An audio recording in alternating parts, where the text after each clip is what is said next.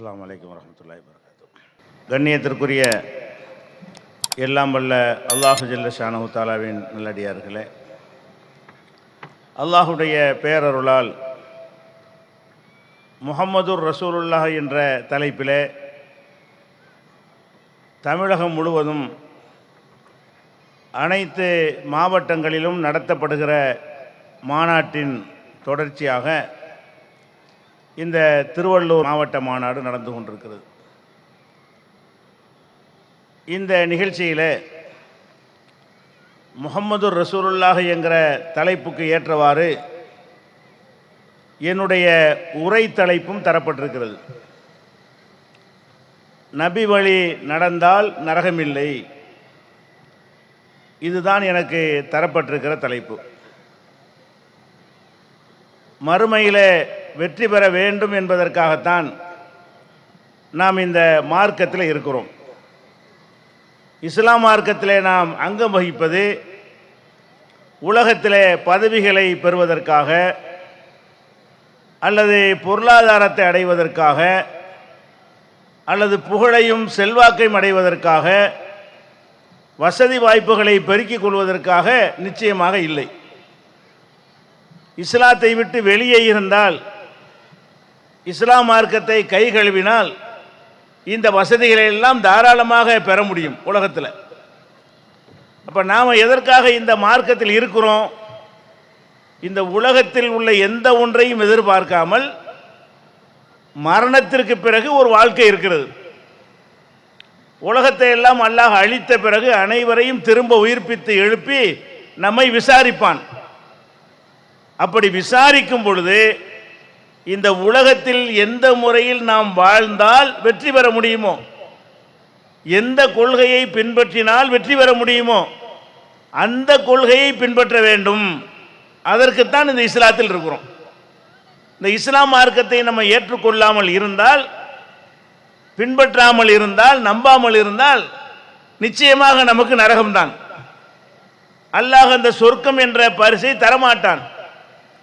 முஸ்லிமாக இருந்தால் மாத்திரம் தருவானா என்றால், முஸ்லிம் என்ற பெயரளவுக்கு இல்லாமல் அல்லாஹ் எந்த மாதிரி நடக்க வேண்டும் என்று நமக்கு கட்டளை எடுக்கிறானோ அந்த முறையில் நடந்தால்தான் அவன் நமக்கு சொர்க்கம் தருவான், நரகத்திலிருந்து நம்மை காப்பாற்றுவான். இதற்காகத்தான் இந்த மார்க்கத்தில் இருக்கிறோம். இந்த கொள்கையில் இருக்கிற காரணத்தினால்தான் இந்த மார்க்கம் வளர்ந்து கொண்டே இருக்கிறது. இன்னைக்கு தௌஹீத் ஜமாஅத்தை வளர்வதற்கு என்ன காரணம்? நாம் ஒரு அரசியல் கட்சியாக இருந்து தேர்தலில் போட்டியிட்டு சட்டமன்ற நாடாளுமன்ற உறுப்பினர்களாக அல்லது மாநகராட்சி உறுப்பினர்களாக ஆவதற்காக ஒரு அமைப்பை கொண்டு சென்றால் இது உலகத்துக்கு உள்ள ஒரு இயக்கம், தலைவர்களுடைய ஆதாயத்திற்கு உள்ள இயக்கம் என்று எப்போ மக்கள் கைகள் விடுவார்கள். அதையெல்லாம் இல்லாமல் நம்ம சொல்வதெல்லாம் என்ன? மக்கள் அடித்தாலும் வெறுத்தாலும் உதைத்தாலும் ஊர் நீக்கம் செய்தாலும் இறந்து போனவர்களை கூட அடக்கம் செய்ய விடாமல் கொடுமைகள் நிகழ்த்தினாலும் நாம் திரும்ப திரும்ப சொல்கிறோமே, எதற்காக? இப்படியான உறுதியின் காரணமாக மறுமையில் நம்ம வெற்றி பெற முடியும். இந்த எண்ணத்தோடு நம்ம அணுகினோமையானால் நம்ம சமூகத்தில் இஸ்லாத்தின் பெயரால் இருக்கிற எல்லா குழப்பமும் தீர்ந்து விடும். இன்னைக்கு பல 72 கூட்டங்களாக இருக்கிறார்கள் இல்லையா? அவங்கெல்லாம் ஏன் இப்படி இருக்கிறார்கள்? மறுமையில் அல்லாஹ் என்ன கேட்பான் அதை சிந்திக்கலை. இந்த உலகத்தில் எப்படி சமாளிக்கலாம், எப்படி சம்பாதிக்கலாம், என்ன மாதிரியான ஒரு வாக்குவாதம் செய்து மக்களை ஏமாற்றலாம், இதில் கவனம் செலுத்துகிற காரணத்தினால்தான் ஒவ்வொருவரும் தங்கள் தங்கள் கொள்கையிலேயே உறுதியாக நிற்கிற காட்சியை பார்க்கிறோம். ஆனால் நபிகள் நாயகம் ஸல்லல்லாஹு அலைஹி வஸல்லம் காட்டிய அந்த வழியில் சென்றால்தான் மறுமையில் வெற்றி பெற முடியும், மறுமைதான் இலக்கு என்று அறிந்து கொண்டார்களே ஆனால் நிச்சயமாக எல்லாருமே ஒரு கூட்டத்துக்கு வந்து விடுவார்கள். அதனால்தான் நபி வழி நடந்தால் நரகமில்லை என்று மறுமையை மையப்படுத்தி இந்த தலைப்பு தந்திருக்கிறார்கள். நீங்கள் நபி வழி நடந்தீங்க என்று சொன்னால் நிச்சயமாக நரகம் இல்லை.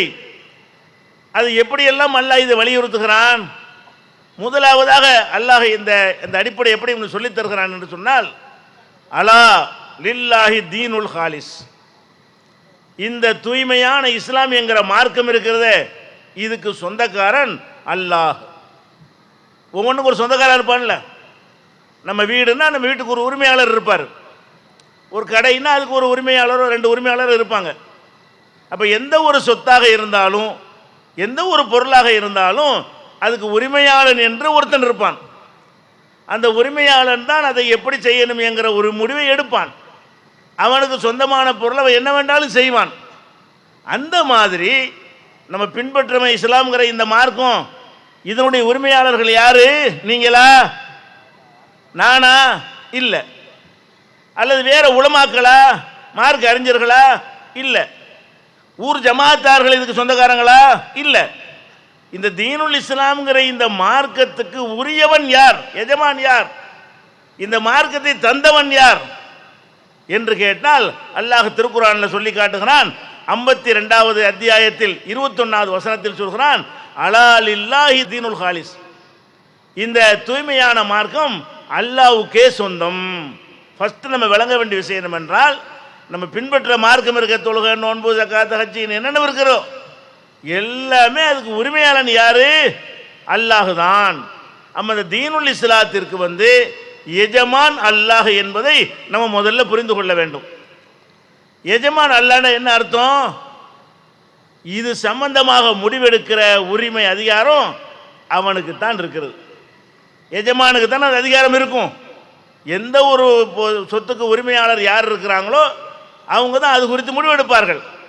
அப்போ இந்த தீனுக்கு அல்லாஹ் தான் எஜமான் என்று சொன்னால், அப்போ தீனுக்குள்ள எந்த விஷயத்தை எடுத்துக்கொண்டாலும் அதை முடிவு பண்ற, டிசைட் பண்ணக்கூடிய அதிகாரம் அவன் கையில் தான் இருக்கிறது.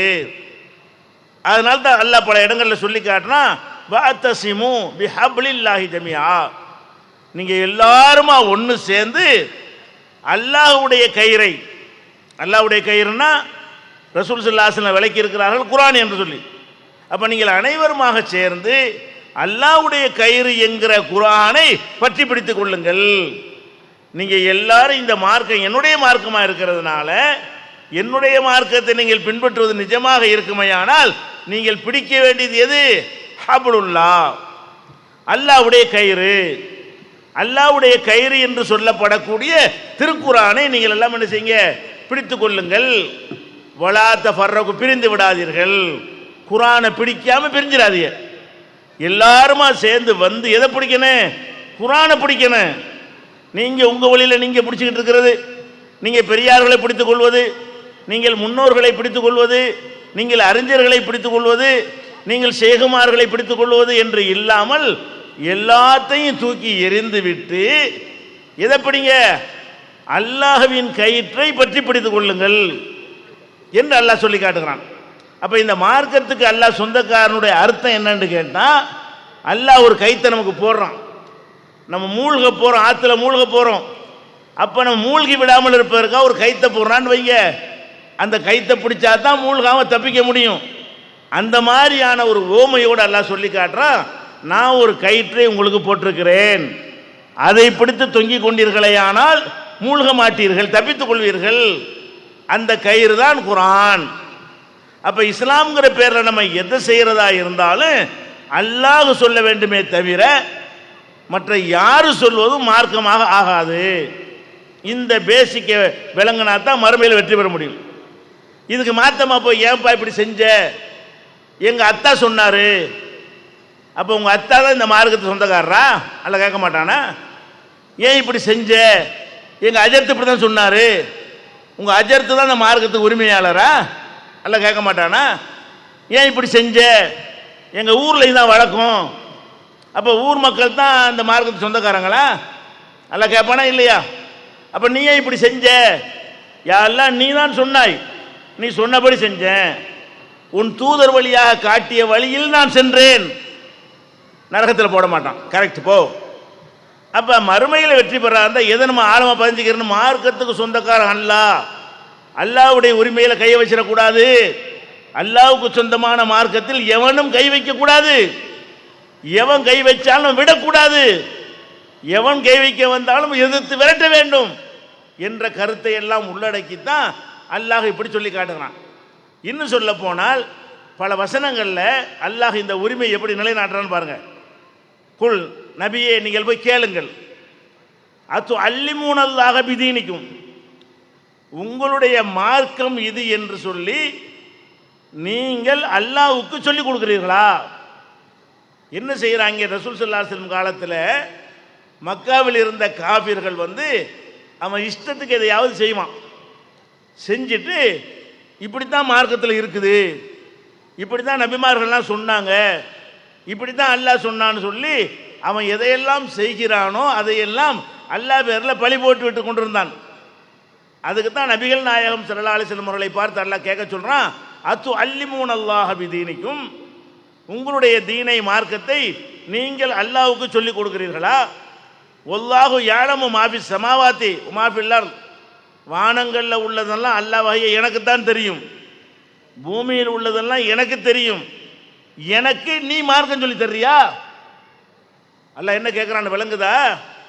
மார்க்கம்னு சொல்லி உதாரணமாக ஒரு ஆள் இறந்து போயிட்டாரு, இறந்து போனதுக்கு 3ஆம் பாத்தியான்னு ஓதுறீங்க உதாரணமாக, அல்லது 40ஆம் பாத்தியான்னு ஓதுறீங்க. இது ஏன்டா ஓதுறேன்னு கேட்டால் அதுக்கு பதிலை காணாம். அது அல்லாஹ் கேட்குறான், அப்போ மார்க்கத்தை நீ எனக்கு சொல்லி தர்றியா? நான் வழங்கின மார்க்கத்தில் 3ஆம் பாத்தியான்னு சொல்லவில்லை, 7ஆம் பாத்தியான்னு சொல்லி தரவில்லை, 40ஆம் பாத்தியான்னு சொல்லவே இல்லை. அப்போ நீ ஓதிக்கொண்டு இஸ்லாத்தின் பெயரால் இதை செய்வாயானால் அதுக்கு என்ன அர்த்தம்? அப்போ எனக்கு தெரியாது நீ சொல்லி தரேன்னு அர்த்தம். 3ஆம் பாத்தியா என்ற அற்புதமான ஒரு விஷயத்தை நாங்கள் கண்டுபிடித்து விட்டோம், அல்லாஹ் சொல்ல தவறிவிட்டான், அல்லாஹ் சொல்ல தவறின விஷயத்தை நாங்கள் தேடி கண்டுபிடித்து விட்டோம், இதான் இதுக்கு அர்த்தம். அதான் கேட்குறான், நீ மார்க்கத்தை எனக்கு சொல்லி தர்றியா? எனக்கு வானத்தில் உள்ளதும் தெரியும், பூமியில் உள்ளதும் தெரியும், அனைத்தையும் அறிந்து வைத்திருக்கக்கூடிய இறைவனாகிய எனக்கு என்னால் படைக்கப்பட்ட அற்ப பதராக இருக்கிற நீ இதான் மார்க்கம் நீ சொல்லி தர்றியா? நீ சொல்லி தர்றவனா நான் சொல்லி தர்றவனா? எப்படி எல்லாம் கேட்குறான்னு விளங்குதா? அப்போ மார்க்கத்தில் இல்லாத உன்னை நீங்களா உண்டாக்குனா அதுக்கு என்ன அர்த்தம்? மார்க்கத்தில் இல்லாமல் அல்லாஹ் சொல்லாமல் ரசூல் சொன்னாமல் வேற எவரோ சொன்னதையெல்லாம் மார்க்கம்னு நினைத்தீர்களேயானால் அல்லாஹ்வுக்கு ஒன்றும் தெரியலேன்னு அர்த்தம், நீங்கள் அவனுக்கு சொல்லி கொடுக்குறீங்கன்னு அர்த்தம். இது எவ்வளோ கோபத்தை அல்லாஹ் ஏற்படுத்தும் சிந்தித்து பார்க்க வேண்டும். அதே மாதிரி அல்லாஹ் சொல்லி காட்டுகிறான், வலா தகூலு லிமா தசிஃபு அல்சினத்துக்குமுல் கதிப, உங்கள் நாவுகளால் பொய்களை சொல்லி ஹாதா ஹலாலுன், இது ஹலால் என்று சொல்லிவிடாதீர்கள், ஹாதா ஹராமுன், இது ஹராம் என்று நீங்களா சொல்லிவிடாதீர்கள், லி தஃப்தரு அல் அல்லாஹில் கதிப, என் மீது அல்லாஹ்வாகி என் மீது பொய்யை இட்டு கட்டி இது ஹலாலு இது ஹராமுன்னு சொல்லிவிடாதீர்கள். ஏன்?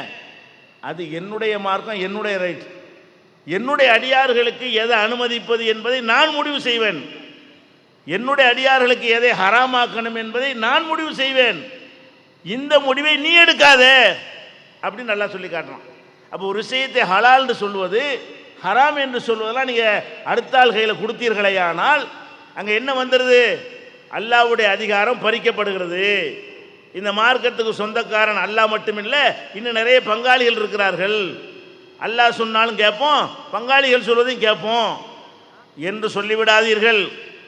இன்னல்லதீன யஃப்தருன அலல்லாஹில் கதிப, அல்லாவின் பேரில் பொய்யை இட்டு கட்டுறாங்களே அவங்க லா யுஃப்லிஹூன், வெற்றி பெறவே மாட்டார்கள் அல்லாஹ் சொல்லி காட்டுறான். இன்றைக்கி நீங்கள் பார்க்கலாம், ஆலிம்கள்ட்ட போய் கேட்டிங்கன்னு சொன்னால் சில பொருள்களை ஹராமுன்னு சொல்லுவாங்க. உதாரணமாக நண்டு சாப்பிடலாமான்னு கேளுங்க, நண்டு கடலில் இருக்கிற நண்டு, நண்டு இறால் இதெல்லாம் சாப்பிடலாமா? சாப்பிடக்கூடாது அப்படிம்பார். சாப்பிடக்கூடாதுன்னு உனக்கு யார் சொன்னா? குர்ஆனில் இருக்கா? இல்லை. நபிகள் நாயகம் ஸல்லல்லாஹு அலைஹி வஸல்லம் நண்டு சாப்பிடாதுன்னு சொன்னாங்களா? இல்லை. அப்போ அல்லாஹ்வும் சொல்லலை, ரசூலும் சொல்லலை. அப்போ நீ ஹராமுன்னு சொன்னால் அப்போ நீ அல்லாஹ்வுக்கு சொல்லி கொடுக்குறியா? அல்லாஹ் கேட்குறான். அப்போ அல்லாஹ்வும் சொல்லாமல் ரசூலும் சொல்லாமல் இருக்கும்போது இது ஹராமுன்னு நீ தீர்ப்பளிப்பாயானால் அப்போ இந்த மார்க்கத்துக்கு எஜமான் யார்? இப்போ அல்லாவா அல்லாஹ்வுடைய அடிமையா என்று அல்லாஹ் கேட்குறான். ஹாதா ஹலால் ஹாதா ஹராமுன்னு சொல்லாத, நான் கடலில் உள்ள எல்லாத்தையும் உனக்கு ஹலால் ஆக்கியிருக்கிறேன். அல்லாஹ் குர்ஆனில் நினைஞ்சிருக்கிறான், கடலில் உள்ள சைதுல் பஹரி வ தாமுஹு, கடலில் வேட்டையாடுவதும் அதில் கிடைக்கிற உணவுகளும் உஹில்ல லக்கும், உங்களுக்கு ஹலால். அப்படின்னு நான் சொல்லி இருக்க, நீ ஒரு அஜர்த்து வந்துட்டு ஹராமும் பாரு, அது நீ கேட்பியா? அது கேட்பாயானால் இந்த மார்க்கத்தினுடைய எஜமான் என்று அவனை ஒத்துக்கிட்டியா இல்லையா? அப்போ உன்னுடைய நம்பிக்கை பிரகாரம் இந்த மார்க்கத்துக்கு எஜமான் அல்லாஹ் இல்லை, அஜர்த்து, இமாம்கள், பெரியார்கள், அதான் அர்த்தம். இப்படியான ஒரு அடிப்படையில் அல்லாஹ் என்ன செய்யறான்? இதை மறுமையில் வெற்றி பெறுவதற்கு கவனிக்க வேண்டிய விஷயம். இதெல்லாம் கொஸ்டின் ஆகும். நம்ம வாட்டுக்கு எவன் சொல்லையா கேட்டு இதாக செஞ்சுட்டு போகணுன்னு வைங்க, இந்த உலகத்தோட முடிஞ்சு போகணும்னு நினச்சா பிரச்சனை இல்லை. நம்ம அப்படி நினைக்கலையே. மரணத்துக்கு அப்புறம் எழுப்பி வச்சு எல்லாத்துக்கும் ரெக்கார்டை வச்சு எல்லாம் கேட்பானே, ஒவ்வொன்றும் நம்ம வாய் பேசுமே, நம்ம கை பேசுமே, ரெக்கார்டு வேறு தனியாக வச்சுருப்பானே. வானவர்கள் எழுதிட்டு வர இருக்கிறாங்களே, எழுதிக்கிட்டு வர இருக்கிறதுக்கு வானவர்கள் வேறு, ரெக்கார்டு வேறு, கழுத்தில் வேறு சிப்ப மாட்டியிருக்காங்கிறான். அப்போ நம்ம கை பேச, நம்ம வாய் பேசும்னு சொல்கிறான், ஒவ்வொரு உறுப்புகளும் அதை பேசும்னு சொல்கிறானே. அப்படிப்பட்ட ரப்புல் ஆலமீனுக்கு முன்னாடி போய் கொண்டு நாம் பின்பற்ற மார்க்கத்தை நியாயப்படுத்தி உங்களுக்கு பேச இயலுமா? எதை மார்க்கம் என்று செய்து கொண்டிருக்கிறீர்களோ இதெல்லாம் சரிதான் அல்லான்னு வாதிட இயலுமா? இயலாது என்று சொன்னால் அப்போ என்ன ஆகுறது? நம்முடைய மறுமை வாழ்க்கை நரகம்தான். அப்போ நரகத்திற்கு செல்லாமல் இருப்பதற்கு என்ன வேலை? அல்லாஹ் சொல்றான், இன்னமா காண கௌலல் முஃமினீன், மூமின்களுடைய பேச்சு என்னவாக இருக்க வேண்டும் தெரியுமா? அல்லாஹ் சொல்றான், நீங்கள் மூமின்களாக இருந்தால் உங்களுடைய பேச்சு என்னவாக இருக்க வேண்டும்? இதா துஉ இலல்லாஹி வ ரசூலிஹி, அல்லாஹ்வின் பக்கம் அழைக்கப்பட்டால், அல்லாஹ்வுடைய ரசூலின் பக்கம் அழைக்கப்பட்டால், லியஹ்கும பைனஹும், அவங்களுக்கு மத்தியில் ஏற்படுகிற பிரச்சனைகளுக்கு தீர்ப்பளிப்பதற்காக அல்லாஹ் சொல்றதை கேளுங்க என்று கூப்பிடும் பொழுது, ரசூலுல்லாஹ் சொன்னதை கேளுங்க என்று கூப்பிடும் பொழுது பதில் என்னவாக இருக்க வேண்டும் தெரியுமா? அல்லாஹ் சொல்றான், ஐயகூலு சமிஅனா வ அதானா, இறைவா நாங்கள் செவியுற்றோம், கட்டுப்பட்டோம். என்ன பதில் சொல்லணும்? அல்லாஹ் வரதட்சணை வாங்காதன்னு சொல்றான், உடனே ஆமன்னான்றணும். இறைவா நான் கேட்டுக்கிட்டேன், மகரு கொடுத்து கல்யாணம் பண்ணுன்னு அல்லாஹ் சொல்றான், அப்படியா அல்லாஹ் நான் அப்படி கொடுத்துட்றேன். அப்போ எந்த ஒரு விஷயத்தை எடுத்துக்கொண்டாலும் அல்லாஹ் ரசூலுடைய தீர்ப்புக்கு வாங்க என்று கூப்பிட்டால், அல்லாஹ் ரசூல் ஒரு பக்கம் இருக்கட்டும், எங்கள் அஜர்த்தையும் கேட்டுக்கிறேன். என்ன கதிக்கு மூமின் சொல்லலாமா? இதை ஒரு மூமினுடைய பேச்சு என்னவாக இருக்கணும்? ஐய கூடு சமயனா வாத்தானா, செவியுற்றோம் கட்டுப்பட்டோம் என்று சொல்ல வேண்டும். ஓ உலாய்க்க ஹுமுல் முஃப்லிஹூன், அவங்க தான் வெற்றி பெற்றவர்கள். யார் வெற்றி பெற்றவர்கள்? மறுமையில் நரகத்துக்கு போகக்கூடாதுங்கிறமே. அதுக்குரிய வழி என்னவென்று சொன்னால், இங்கே வாங்க குர்ஆனில் உள்ளபடி நடப்போம்னு கேட்டால் சொல்லுங்க கேட்குறேன் அப்படி சொல்லணும். வாங்க ரசூலுல்லாஹ் சொல்லபடி நடப்போம் அப்படின்னு கேட்டால் சொல்லுங்க கேட்குறேன். இப்படி சொல்வார்களேயானால் அவர்கள் முஃமின்கள், இப்படி சொல்வார்களேயானால் அவர்கள் வெற்றியாளர்கள். இப்படி அல்லாஹ் சொன்னது ரசூல் சொன்னதை எடுத்து சொல்லும் பொழுது அதை தூக்கி எறிஞ்சு விட்டு எனக்கு அவர் சொன்னார் இவர் சொன்னார் என்று சொல்வீர்களேயானால் அதனுடைய ரிசல்ட் என்ன? நரகத்துக்கு தான் போயாக வேண்டும். இதெல்லாம் அல்லாஹ் அந்த பேசிக்கை உண்டாக்குறான். நம்ம மனசில் நம்ப வேண்டிய விஷயத்தில் முக்கியமான விஷயம் இது. இன்னும் அல்லாஹ் கேட்குறான் பாருங்க, அம்லஹும் சுரக்காவு, அதாவது நம்ம இறைவனுக்கு நிகராக ஒரு ஆளை கடவுளாக கற்பிக்கிறோம்னு வைங்களேன், அது மட்டும்தான் ஷிர்க்குன்னு நம்ம நினச்சிக்கிட்டு இருக்கிறோம். இவனை அல்லா அவனை அல்லா, இவன்கிட்டையும் வணங்குவேன் அவனே வணங்குவேன், இவன்கிட்டையும் துவா செய்வேன் அவன்கிட்டையும் துவா செய்வேன், இது மட்டும்தான் ஷிர்க்குன்னு நம்ம நினச்சிக்கிட்டு இருக்கிறோம். அல்லாஹ் என்ன கேட்குறான் தெரியுமா? அம்லஹும் சுரக்காவு, இவர்களுக்கு சுரக்காக்கள் இணையாளர்கள் அல்லாஹ்வுக்கு நிகரானவர்கள் இவர்களுக்கு இருக்கிறார்களா? ஷரவுலஹும் மினத் தீனி, மார்க்கத்தில் உள்ள சட்டங்களை உருவாக்கி கொடுத்து, மாலம் யஅதன் பிஹில்லா, அல்லாஹ் அனுமதிக்காத சட்டங்களை உருவாக்கி கொடுக்கக்கூடிய இணையாளர்கள் இவர்களுக்கு உண்டா என்று கேட்குறான். அடே, நான் அனுமதிக்காத ஒன்றை மார்க்கம்னு சொல்லி தந்த ஒருத்தனை ஏற்றுக்கிறிய, அப்படி ஏற்றுக்கொண்டால் அவனை எனக்கு ஈக்குவல் ஆக்குறேன்னு அர்த்தம், ஷிர்க் வைக்கிறேன்னு அர்த்தம். அல்லாஹ் சொல்வதை எப்படி கேட்பேனோ அந்த மாதிரி அஜத்து சொன்னாலும் கேட்பேன், முடிஞ்சு கதை. அல்லாஹ்வுடைய ரசூல் சொன்னதை எப்படி கேட்பேனோ அந்த மாதிரி எங்கள் ஜமாத் சொன்னாலும் கேட்பேன், முடிஞ்சு போச்சு. சுரக்கான என்னது? ஷிர்க் வைக்கிறவன், அல்லாஹ்வுக்கு இணை கற்பிக்கிறவர் ஆயிடுறீங்க. அப்போ நீங்கள் அல்லாஹுவையும் அஜர்த்தும் சமம்னு சொல்கிறீங்க. அல்லாஹ் எப்படி மார்க்கத்தில் ஒன்றை உண்டாக்குவதற்கு அதிகாரம் படைத்தவனாக இருக்கிறானோ அந்த மாதிரி எங்களுடைய பெரியார்கள், முன்னோர்கள், நாதாக்கள், பெரியார்கள், மகான்கள், சேகுமான்கள்லாம் இருக்கிறார்கள். அப்படின்னா அதுக்கு அல்லாஹ் வைக்கிற பேர் என்ன? எனக்கு சுரக்காக்கள் ஆக்குற, நீ இணை கற்பிக்கணும் ஆக்குற, எனக்கு சமமாக ஆக்குறியா என்று அல்லாஹ் கேட்குறான். அப்போ அல்லாஹ்வுக்கு இது பிடிக்கவே மாட்டேங்குது. எது? நான் தான் என்ன சென்று, நீ அடிமை, நான் எஜமான், எல்லாரும் அடிமை. நீ எந்த அஜர்த்தை கொண்டு வந்தாலும் அவர் அல்லாவுக்கு அடிமை தான். எந்த மௌலானா கொண்டு வந்தால் அவர் யார்? அல்லாவுக்கு அடிமை தானே. நீங்கள் எப்படி அடிமை, நான் எப்படி அடிமையோ அந்த மாதிரி எந்த மகான பெரியார் நீ கொண்டு வந்தாலும் அவங்க யார்? அவங்கள அடிமை தான். அட நபிமார்களை கொண்டு வா, அவங்கள யார்? அல்லாவோட அடிமை தான். அப்போ எல்லாரும் அடிமையாக இருக்கும் பொழுது அடிமைகளுக்கு அடிமையாக உத்தரவு போட முடியும்? நீனும் அடிமை, நானும் அடிமை, நீனும் ஒருத்தன் சொல்ல கேட்கணும், நானும் ஒருத்தன் சொல்ல கேட்கணும். அப்புறம் என்ன, நீ எனக்கு உத்தரவு போடுற? கேட்க வேணாமா? இந்த அஜர்த்துங்கிறவரை அல்லாஹ் சொல்றதை கேட்க கடமைப்பட்டிருக்கிறாரு, நானும் அல்லாஹ் சொல்றதை கேட்க கடமைப்பட்டிருக்கிறேன். அவர் என்ன செய்கிறார் தெரியுமா? அதை கேட்காம நான் சொல்கிறேன் நீங்கள் எழுங்கிறாரு. அப்போ அவர் அடிமையாக இருந்து கொண்டு அவரை போன்ற ஒரு அடிமைக்கு உத்தரவு போடுறாருன்னு அர்த்தம். இது அல்லாவுக்கு பிடிக்கவே பிடிக்காது. அதுதான் அந்த வார்த்தையை போடுறான்ல.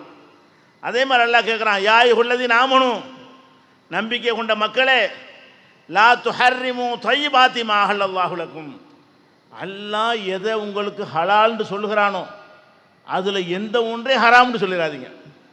அல்லாஹ் என்ன சொன்னான்? பவர் விட மாட்டேங்கிறான். டே ஹலால்னு சொன்னால் நான் சொன்னால் ஹலால் தான். நீனா இஷ்டத்துக்கெல்லாம் சட்டம் உண்டாகக்கூடாது. நான் ஹலால்டா ஹலால், நான் ஹராம்டா ஹராம். அது அல்லாஹ் சொல்கிறான், யாய் உள்ளது நாமனும், நீங்கள் ஈமான் கொண்டவர்களாக இருந்தால் கவனியுங்கள், லா துஹர்ரிமு, நீங்கள் ஹராமாக்கி கொள்ளாதீர்கள், தையிபாத்தி மா அஹல்லல்லாஹு லக்கும், அல்லாஹ் உங்களுக்கு எதை ஹலால் என்று சொல்லி இருக்கிறானோ அந்த தூய்மையானவற்றையெல்லாம் ஹராம் என்று நீங்கள் சொல்லிவிடாதீர்கள். வலா தாத்தது, எல்லை மீறாதீர்கள். அப்படி சொன்னால் லிமிட்டை தாண்டுறேன்னு அர்த்தம். நான் ஹலால்னு சொன்ன ஒன்றை நீ ஹராம்னு ஆக்குனா இப்போ என்ன அர்த்தம்? எல்லை தாண்டுறேன்னு அர்த்தம், லிமிட்டுக்கு மேலே போகிறேன்னு அர்த்தம்.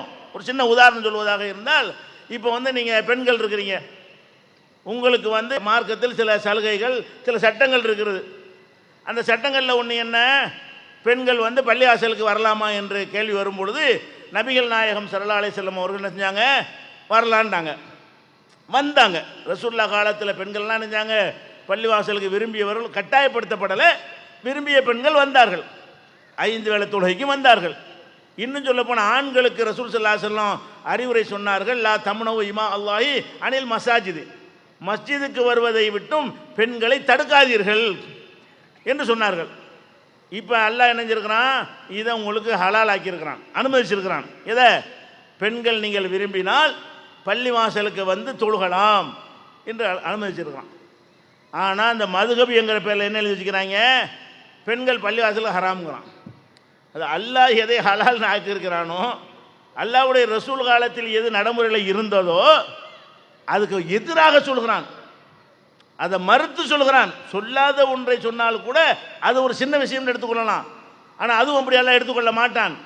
இது எப்படி இருக்குன்னு கேட்டால், அல்லாஹ் எதை செய்யலாம்னு அனுமதிச்சிருக்கிறானோ அதை செய்யாதே, பாவம், ஹராமுங்கிறான். அப்போ பெண்கள் பள்ளிக்கு வருவது ஹராமு, பெண்கள் பள்ளிக்கு வரக்கூடாது, வந்தால் விரட்டி அடிங்க என்று மதுஹப் என்கிற பெயரில் சட்டம் எழுதி வச்சிருக்கிறான். இப்போ இந்த வசனத்தை பாருங்கள், யாயுள்ளது நாமனும், நம்பிக்கை கொண்ட மக்களே, லா துஹர்ரிமு, நீங்கள் ஹராமாக்கி விடாதீர்கள், தையிபாத்தி மா அஹல்லல்லாஹு லக்கும், அல்லாஹ் உங்களுக்கு எதை ஹலால் என்று சொல்லியிருக்கிறானோ அதை ஹராமாக்கிறாதீங்க, வலா தாத்ததோ, லிமிட்டை தாண்டிடாதீங்க, எல்லை மீறாதீங்க. இன்னல்லாஹ லா யுஹிப்புல் முஅ்ததீன், எல்லை மீறுகிற மக்களை அல்லாஹ் நேசிக்க மாட்டான். அப்போ அல்லாஹ் ஒன்றை அனுமதிச்சிருக்கிறான்னு சொல்லும் பொழுது அதை எதிர்த்தா என்ன ஆகும்? அல்லாஹ்வுக்கு பிடிக்கவே பிடிக்காது. இப்போ சமீபத்தில் நம்ம நாட்டு நடப்பை கூட ஒன்று எடுத்துக்கிறோங்களேன். ஒரு மனிதன், கணவன் மனைவி இருக்கிறாங்க. கணவன் மனைவி இருக்கும்போது கணவனுக்கு மனைவி பிடிக்கலை, அல்லது மனைவிக்கு கணவனை பிடிக்கலைன்னா கல்லானாலும் கணவன், புல்லானாலும் புருஷன் இருக்க முடியுமா? வாழ்க்கை என்பது பல விஷயங்கள் இருந்தால் தான் அந்த வாழ்க்கையை யாரும் ஏற்றுக்கொள்வார்கள். பிடிக்கலைன்னா சின்ன சின்ன பிடிக்கலைங்கிற விஷயம் இல்லை, சின்ன சின்ன சமையல் சரியில்லை, ஒழுங்காக ட்ரெஸ் பண்ண தெரியலை, ஏற்று பேசுது, வாயாடி, இந்த பிடித்தல் அல்ல. இதுக்காக வேண்டியெல்லாம் பிரிஞ்சு போயிடக்கூடாது. இதுக்கு பிரிஞ்சு போனால் யார் வந்தாலும் அப்படி தான் இருப்பாங்க. இவளை விட்டு அவளை கூப்பிட்டாலும் அப்படி தான் இருப்பான், அவனை விட்டு இன்னொருத்தன் கல்யாணம் பண்ணாலும் அவனை அப்படி தான் இருப்பான். மனிதன் என்ற முறையில் அனைவரிடமும் இருக்கக்கூடிய குறைபாடுகள் தனி விஷயம். அதே நேரத்தில் இல்லற வாழ்க்கைக்கு தகுதியற்றவளாக ஒரு பெண் இருக்கிறாள், அல்லது இல்லற வாழ்க்கைக்கு தகுதியற்றவளாக ஒரு ஆம்பளை இருக்கிறான், அல்லது குடிச்சிட்டு பொம்பளையை கொடுமைப்படுத்துகிறான், அல்லது இந்த பெண்ணு கணவன் இருக்கும் பொழுதே வேறு வேறு பக்கம் என்ன செய்கிறா, கடைக்கண் பார்வை வீசக்கூடியவளாக இருக்கிறாள். இதெல்லாம் ஒருத்தனுக்கு பிடிக்காது. பொம்பளைக்கும் இந்த மாதிரி ஆண்மையற்றவனை பிடிக்காது, குடிகாரனை பிடிக்காது, ஆம்பளைக்கும் இப்படி பிடிக்காது. இப்படியான ஒரு நிலைமையில் இருக்கும் பொழுது இஸ்லாம் என்ன சொல்லுது? 2 பேருக்கும் விவாகரத்து உரிமையை கொடுத்துருக்குது. ஆண்களுக்கு பிடிக்காதான்னு செய்யி ஒரு டைவர்ஸ் பண்ணு, தலாக்குன்னு சொல்லு. தலாக்கு சொன்ன பிறகு உடனே எல்லாம் முடிஞ்சிடாது, அப்புறம் சேர்ந்துக்கலாம். 3 மாதத்துக்குள்ளே சேர்ந்துக்கலாம். தலாக்குன்னு சொல்லிட்ட உடனே எல்லாம் முடியாது. 3 மாத டயத்தில் சேர்ந்து கொள்ளலாம்.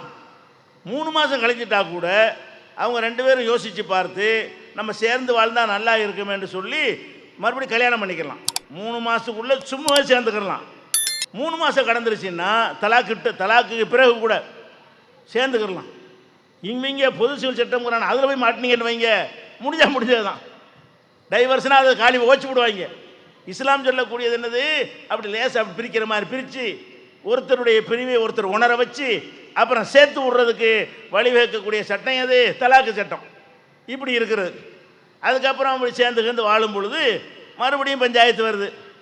மறுபடியும் பல வருஷங்கள் வாழ்ந்த பிறகு பஞ்சாயத்து வந்தால் இன்னொரு தடவை தலாக்கு, அப்புறமும் சேர்ந்துக்கிறலாம். அப்புறம் ஒரு 2-3 வருஷத்துக்கு பிறகு 3வது சொன்னானே, ஆனால் அதுக்கு பிறகு சேர முடியாது. இப்படி ஒரு சட்டம் இருக்கிறது.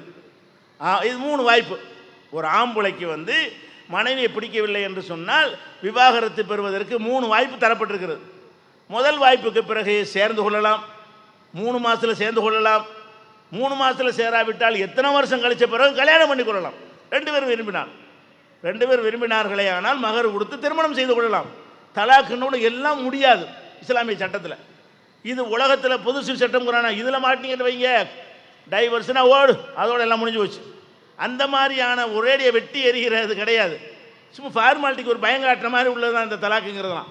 3வது தடவை சொல்லுவான் பாருங்கள், பல செலவு சேர்த்து விட்டு பல காலம் வாழ்ந்து விட்டு அந்த நேரத்தில் வரும்பொழுது தான் இதுக்கு மேலேயும் சேராட்டி போடா, பிரிஞ்சுட்டு போடான்னு இஸ்லாம் சொல்லுது.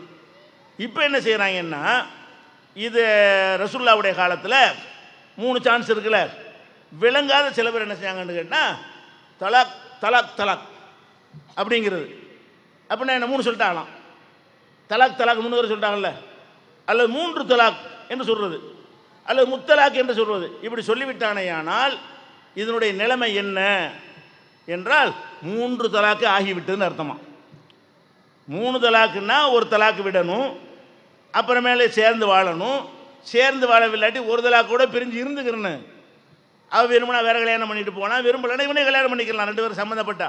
இப்படி இருக்கிற ஒரு மார்க்கத்தில் என்ன செய்கிறாங்கன்னு கேட்டால் தலாக் தலாக் தலாக் என்று சொன்னால் 3 வாய்ப்பையும் பயன்படுத்தி விட்டான் அப்படின்னு இன்றைக்கி மதுஹப் கிதாபுகளில் இருக்கிறது. இப்படி இருந்தால் என்ன ஆகும்? புருஷங்காரன் கோவத்தில் தலாக் தலாக் தலாக்குன்றான்னு வைங்க, முடிஞ்சு ஃபினிஷ் எப்படிங்கிறாங்க மதுஹப்பில். இப்போ இதில் நபிகள் நாயகம் என்ன சொன்னாங்க? நபிகள் நாயகம் என்ன சொன்னாங்கன்னு பார்க்கும் பொழுது சஹீஹ் முஸ்லிமில் வரக்கூடிய ஹதீஸ் இருக்கிறது.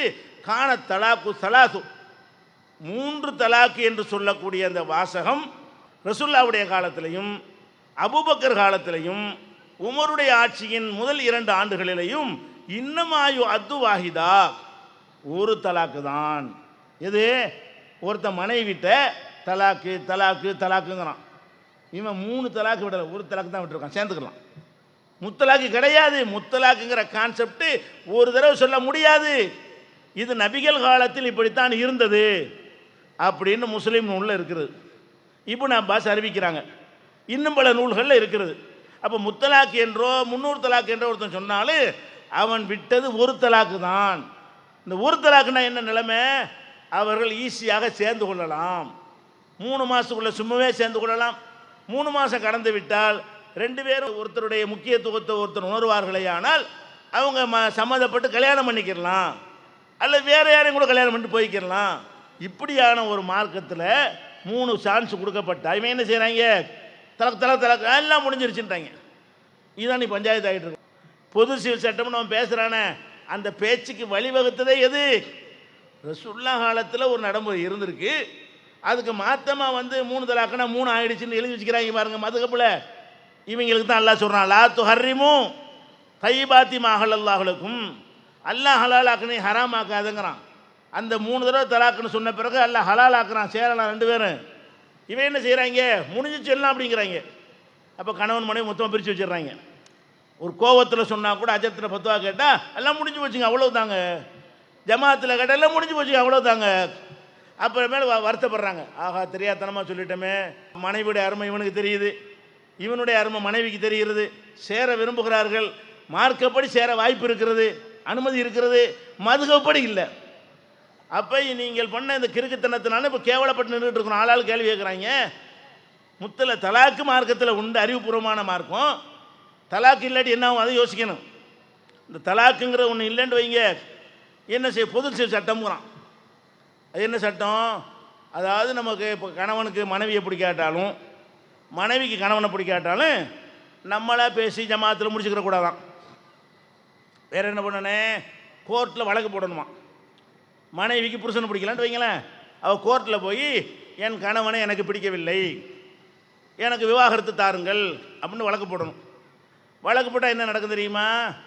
வழக்கு போட்டு பேப்பர் வாங்கி வச்சுக்கிடுவாங்களா, 1ஆம் தேதிக்கு வழக்கு போட்டேன்னு வைங்க, நீதிபதி என்ன செய்வார், வாங்கி உனக்கு 15ஆம் தேதி வாய் தான் பாரு, ஒன்றும் விசாரிக்கலாம் மாட்டார், அந்த பேப்பர் படிக்கவும் மாட்டார். அந்த மனுவை எடுத்து வச்சுட்டு என்ன செய்வார், அன்னைக்கு ஏதாவது விசாரிப்பானான்னு கேட்டால் அன்றைக்கி என்ன செய்வான், பிப்ரவரி 1ஆம் தேதிக்கு போட்டுருக்கு அப்படின்வான், 15 நாள் தள்ளி. பிப்ரவரி 1க்கு போனீங்கன்னு வைங்க, அப்போது விசாரிப்பானா? விசாரிக்க மாட்டான். யார் வந்திருக்கா, இப்ராஹிம் அமீனாவா, உங்களுக்கு அடுத்த மாதம் 30ஆம் தேதிக்கு வாங்க அப்படிமா. அடுத்த 30ஆம் தேதிக்கு பண்ணின்னு வைங்களேன், யார் இப்ராஹிம் ஆமீனாவா, நீங்கள் அடுத்த மாதம் 1ஆம் தேதிக்கு வாங்க. இப்படி ஒரு வருஷத்துக்கு 24 தடவை வாய்தா போட்டு விட்ருவாங்க. 15 நாளைக்கு கூட கோர்ட்டுக்கு போகணும், விசாரிக்கவும் மாட்டான், என்னென்னு கேட்கவும் மாட்டான். வழக்கு என்ன அவ்வளோ இருக்குமே, எப்போ விசாரிக்கிறது? விசாரணைக்கு எடுத்துக்கிறதுக்கு 4 வருஷம் ஆகும். 4 வருஷம் வரைக்கும் என்ன செய்யணும், கோர்ட்டுக்கு போயிட்டு வரணும். 15 நாளைக்கு ஒருக்கா போயிட்டு மாப்பிள்ளையும் பொண்ணு என்ன செய்யணும், போயிட்டு போவாட்டாலும் விட்டுரும், இப்படி வரண்டு போட்டுருவான், கைது பண்ண சொல்லிடுவான். போயிட்டு வரணும். போயிட்டு அங்கே நின்று ஐயா கையை கட்டி நின்றுட்டு நம்ம மனு எப்போ வருதுன்னு பார்த்து, அன்றைக்கி வியாபாரத்தை விட்டு தொழிலை விட்டு எல்லாத்தையும் விட்டு காலையில் போனால் சாயந்தரம் தான் வர முடியும். காலிலேருந்து இப்போ நிற்க வேண்டியிருக்கு. நம்ம மனு 48ஆவது மனுனா 48 வரைக்கும் காத்துட்டு இருக்கணும். நம்ம மனு 230னா சாயந்தரம் அசராகி மகரிபாயிரும், அது வரைக்கும் வெயிட் பண்ணி நின்றுட்டு நீ 15ஆம் தேதிக்கு வா இப்படிம்பாங்க. இப்படி சொன்னவுடனே 1 வருஷம் ஆச்சா, அப்பவும் விசாரணைக்கு வராது. 2 வருஷம் ஆச்சா, அப்பவும் விசாரணைக்கு வராது. அட பொண்டாட்டிக்கு புருஷன் பிடிக்கலை, இவன் சரியில்லை, ஒரு ஆண்மே இல்லாதவனா இருக்கிறான், அவளுக்கு ஒரு வாழ்க்கை வேணும்னா அது உடனே கிடைச்சா தானே அது வாழ்க்கை. தவறான வழிக்கு போகாமல் இருப்பதாக இருந்தால் சட்டுப்பட்டு முடிக்கணுமா இல்லையா? அவன் என்ன செய்யணும், 1 வருஷம் 2 வருஷம் 3 வருஷம் 4 வருஷம் 7 வருஷம்லாம் ஆயிரும். 7 வருஷம் வரைக்கும் என்னத்துக்கு மனு கொடுத்தா, அந்த 7 வருஷம் வரைக்கும் இந்த வக்கீலுக்கு பீஸு கொடுத்து சாகணும். வக்கீலுக்கு என்ன செய்யணும், பீஸை கொடுக்கணும். அந்த வக்கீலுக்கு போய் பிடிக்கிறாங்க பாருங்கள், அந்த வக்கீல் கணக்கு பண்ண பார்ப்பான். விவாகரத்து கேட்ட பொண்ணாக இருக்கிறதுனால அவன் வேறு மாதிரியாக எல்லாம் என்ன செய்வாங்க, அப்படிலாம் நடக்கும், கோர்ட்டில் நடக்குது. விவாகரத்துன்னு போகிறதுனால பலவிதமாக நம்மளை சீண்டுவது, நம்மளை ஒரு மாதிரியாக பார்ப்பது, அந்த மாதிரியான ஒரு மிரட்டல் பண்ணுவதெல்லாம் நடக்கும். 7 வருஷத்துக்கு பிறகு உங்களுடைய விவாகரத்தை ஏற்றுக்கொள்ளப்படிச்சு போயிட்டு வாங்கன்றாங்க. அப்போ இவன் என்ன செய்வான், 7 வருஷத்துக்கு வரைக்கும் இது காத்துக்கிட்டு இருக்கணும். அப்போ என்ன செய்வோம், சாப்பாட்டில் விஷத்தை வச்சு காலி பண்ணிடுவோம். அப்படி தான் நடக்கும். கள்ளக்காதலோடு சேர்ந்து பொண்டாடி கேரி புருஷனை கொள்றான்னு வருதுங்க. உன் சட்டம் அப்படி இருக்குது. உன் புருஷனை பிடிக்கலான்ட்டு கல்யாணம் பண்ணிட்டு போனேன். அவனை யார் பிடிக்கலன்னு வேணான்னு சொல்லிவிட்டு யார் பிடிச்ச கல்யாணம் பண்ணி சட்டப்படி ஹலாலாக போயிடும்ல. நீனும் உசுரோட இருப்ப, அவனும் உசுரோட இருப்ப, இவனும் 3 உசுரோட இருப்ப. இல்லை ஜெயிலுக்கு போய் தேவையில்லையில, யாருக்கு ரிஸ்க் இல்லையில. இவ்வளோ அழகான ஒரு விஷயத்தை என்ன செய்வாங்கன்னா, நான் 7ங்கிறது பெரும்பாலும் கொடுக்குறத சொல்கிறேன். ஒரு கேஸில் 70 வருஷம் கழிச்சு தீர்ப்பளிச்சிருக்காங்க. நம்ம நாட்டில் தான் தலாக்குக்கு கேஸ் போனோம்னா எத்தனை வருஷம், ஒரு 25 வயதில் போடான்னு வைய, 95 வயதில் உனக்கு தலாக்குன்னா 95 இருந்துக்கலாம் தலாக்கு. அது 95 70 வருஷம் கழிச்செல்லாம் இதை கொண்டா நம்ம திணிக்கணுமா? என்ன செய்ய போகிறாங்களாம், வாங்க பொது சிகிச்சத்துக்கு வாங்க. அதுக்கு தான் பொண்டாட்டிக்கு புருஷன் எது கொள்கிறான், விவாகரத்து கேட்குறான். பொண்டாட்டி பிடிக்கலன்னு வந்துருச்சு, பொண்டாட்டி தேவை ஒரு ஆம்பளைக்கு இருக்கா இல்லையா? அறவே செட் ஆகாதுன்னு முடிவான பிறகு முயற்சியெல்லாம் பண்ணி சேர முடியாதுன்னு ஆன பிறகு என்ன வரும், ஒரு பெரிய என்னன்னு ஒரு நிலை வரும். அப்படி வரக்கூடிய நேரத்தில் என்ன செய்வான், ஜமாத்தில் சொல்லி முடித்தோம்னா அதுக்குரிய முறைப்படி நான் நஷ்டம் வாங்கி தரணும், அது தனி சட்டம் இருக்கிறது. அப்படி செய்கிற விட்டுவிட்டு கோர்ட்டுக்கு போனால் என்ன ஆகும், அவங்க புருஷங்காரன் யோசிக்கிறான். இப்போ இந்த பொண்டாட்டி வேணான்னு சொல்லி நம்ம கோர்ட்டுக்கு போனோம்னா 70 வருஷம் நாளாகும், 50 வருஷம் நாளாகும், 40 வருஷம் நாளாகும். நம்ம தொழிலை போட 15 நாளைக்கு ஒரு கோர்ட்டுக்கு போயிட்டு வர இருக்கணும், வக்கீலுக்கு வேறு பீஸ் கொடுத்து ஆகணும், இது வேறு ரிஸ்க்கான வேலைகள்லாம் இருக்கிறது. இதுக்கு அப்புறமேலு விவாகரத்து வாங்கிட்டு வர்றதுக்கு என்னத்துக்குன்னு சொல்லிட்டு மண்ணெண்ணெய் ஊற்றி கொளுத்தி விட்ருவாங்க. ஸ்டவ் எடுத்து இளம்பெண் சாவு. அப்போ ஸ்டவ் எடுத்து கிளவி என்னைக்கா செத்துருக்கலா? இளம்பெண் தான் சாவுவாங்க. இளம்பெண்ணை பிடிக்கலன்னு அந்த புருஷங்காரன் கொடூரமானவன் என்ன செய்கிறான்னு கேட்டால், தலாக்கு சட்டம் கடுமையாக இருக்கிற சமுதாயங்களில் ஸ்டவ் அடித்து சாகுறான். முஸ்லீம் யாரும் சாகுறதில்லை. யார் இந்த பொது சிவில் சட்டம்னு அங்கே போயிட்டு முட்டிகிட்டு இருக்கிறானோ அங்கே தான் ஸ்டவ் அடித்து சாவுது எல்லாமே. இங்கே என்ன செய்கிறான்? பிடிக்கட்டு விட்டு உசுரோட விட்டு போ, கொலை தான் பண்ணுவாங்கிற அளவுக்கு ஒருத்தன் போயிடுவானே. ஆனால் உயிரோட இருந்து வேற ஒரு வாழ்க்கை தேடிக்கிற வேண்டியதானே. அப்போ அந்த அளவுக்கு வஞ்சம் பிடிச்சவனாக இருந்தால் இப்படி செஞ்சிடறான். அல்லது பேருக்கு என்ன செய்யறான்? பொண்டாட்டின்னு வச்சுக்கிட்டு பப்பாட்டி ஒரு பக்கம் வச்சுக்கிட்டு வரவே மாட்டேங்கிறான். அது விவாகரத்தும் தரமாட்டேன், வாழ்க்கையும் தரமாட்டேன், உன்ட்ட வரவும் மாட்டேன், நான் ஏன் தேவைக்கு பப்பாட்டி வச்சுக்கிறோமா? இப்போ என்ன செய்வேன்? இவங்க சட்டம் அதைத்தான் உண்டாக்கி இருக்கிறது. அதை கொண்டா திணிக்க போகிறாங்களாம். பெண்களுக்கு அநீதி இலைக்கு தான் இது. தலாக்கு வந்து அநீதி இலைக்கு தான். இவங்க இது எத்தனை அநீதி. கொலையில் கொண்டே ஒன்று சொன்ன பொம்பளையில் போய் விவாகரத்து பண்ணின்னு வைங்களேன், குறுக்கு விசாரணை அசிங்க அசிங்கமாக கேட்பாங்க. இவர் ஆண்மை இல்லைன்னு ஒரு கேஸை போட்டியேன்னு வைங்க, சும்மா கேஸை போட்டு வந்துட முடியுமா? ஆண்மை இல்லைன்னா எப்படி? எங்கே அவ்வளோ ஆம்பளைலாம் இருக்கும் பொழுது வக்கீல் கேட்பான், அவங்களோட அவன் தரப்பு வக்கீல் குறுக்கு விசாரணை பண்ணுவான். ஆண்மை இல்லைன்னா இப்படி, ஆண்மை இல்லைங்க எப்படின்னு வளர்க்குங்க. பொம்பளைக்கு ஏழ்மை இதெல்லாம் இவ்வளோ அசிங்கப்படுத்தி கற்பழிச்சுப்பட்டவ கூட கோர்ட்டுக்கு போக மாட்டேங்கிறா. ஏன்? அதை கேட்பானுவ கோர்ட்டில். இந்த நாசமத்த கோர்ட்டில் என்ன கேள்வி கேட்பானுவ? கற்பழிக்கப்பட்டான்னு சொன்னால் அதை விட்டுறாம எப்படி கற்பழிக்கப்பட்டான் அதெல்லாம் வரைக்கும் சொல்லுவாங்க. அதையெல்லாம் ஒன்று ஒன்றா கட்டி முதல்ல என்ன செஞ்சான், ரெண்டாவது என்ன செஞ்சான்லாம் கேட்பானுவோம். இதுக்கு பயந்துட்டு எவனுமே கோர்ட்டுக்கு போகிறது எந்த பொம்பளையும் போக மாட்டேங்கிறான். அப்போ இந்த கோர்ட்டில் கொண்டு நிப்பாட்டி கேவலப்படுத்தி எங்களுடைய விவாகரத்து தரணும்னு சொல்கிறீ, இதை நாங்கள் ஏற்றுக்கணுமா? அவ்வளோ அற்புதமான கண்ணியமான ஜமாத்தில் வச்சு பேசுகிறோம். டைவர்ஷன் தூக்கி எறிஞ்சுன்னு போயிட முடியாது. கணவனுடைய சக்திக்கு தகுந்தவாறு மனைவிக்கு நஷ்டஈடு வாங்கி கொடுக்கணும், இழப்பீடு வாங்கி கொடுக்கணும். அந்த மாதிரியான சட்டங்கள் இவ்வளோ அற்புதமான ஒரு சட்டமாக இருக்கிறது. இந்த சட்டத்தை மாற்றணுன்றான். மேட்ரு என்ன? இப்போ அழகான சட்டம் இஸ்லாத்தில் இருக்கிறது. இந்த முத்தலாக்குங்கிற இஸ்லாத்தில் கிடையாது. இஸ்லாத்தில் இல்லாத ஒன்றை இவங்க சட்டம் ஆக்குனதுனால இப்படி ஒரு சங்கடத்தை இப்போ நம்ம எல்லாம் சேர்ந்து சுமந்துக்கிட்டு கிடக்கிறோம். இப்போ பாயிண்ட் என்ன தெரியுமா? இப்போ அல்லாஹ் சொல்லாத ஒன்று நீ ஏன் செஞ்ச? அதான் கேள்வி. முத்தலாக்குங்கிறது ரசூல்லா காலத்தில் இல்லை, 3 தலாக்கெல்லாம் சொல்ல முடியாது. அது என்ன நீங்கள் சட்டமாக்குறீங்க? உங்களுக்கு சொன்னது யார்? அதிகாரம் யாரை கொடுத்தது? அப்போ இந்த மார்க்கு சொந்தக்காரன் நீனா? நபிகள் நாயகம் காலத்தில் ஒன்று இருக்குன்னு தெளிவாக தெரியுது, அது கடந்துட்டு போதுங்க, நாங்கள் இப்படி தாங்க செய்வோம். என்ன அர்த்தம் கேட்டால் உமர் சொன்னார், உஸ்மான் சொன்னாருங்கிறான். அப்போ உமர் உஸ்மான்லாம் நபித்தோழர்கள் தான், ரசூல்லாவோட பெரிய ஆட்களா? நபிகள் நாயகத்தோட பெரிய ஆட்களா அவங்களாம்? அவங்களாம் வகி வந்துச்சா? அல்லாஹ்வுடைய ரசூல் ஒன்றை சொன்னார்கள், அதை ஏற்றுட்டு போவியா? அப்போ இவங்களாம் மார்க்கத்தில் உள்ள ஒன்றை கேவலப்படுத்துறது ஒரு காரணம். இன்னும் சொல்ல போனால் இந்த அல்லாஹ் தான் மார்க்கத்துக்கு எஜமான்கிறத விட்டதுனால வந்து இன்னொன்று கவனிங்க. 3 வழக்கு போடப்பட்டிருக்கு சுப்ரீம் கோர்ட்டில் இந்த தலாக்கு சம்பந்தமாக. 2 வழக்கு இந்த முத்தலாக்கு மேட்ராச்சா. 3வது வழக்கு என்ன தெரியுமா? ஒரு அம்மா வழக்கு போடுது. என்ன வழக்குன்னு கேட்டால், ஒரு நாள் என் புருஷன்ட்டு ஃபோன் வந்துச்சு, ஃபோனை எடுத்தேன், தலாக் தலாக் தலாக்குன்னு கை வச்சுவிட்டான். ஃபோனில் தலாக்கு. எங்கள் வெளிநாட்டில் இருந்து பொண்டாட்டிக்கு வெளிநாட்டில் இருந்து கொண்டு அட நாய் தலாக்குன்னா வாழும்போது பஞ்சாயத்து பிரச்சனை தலாக்குன்னு அர்த்தம் இருக்குது.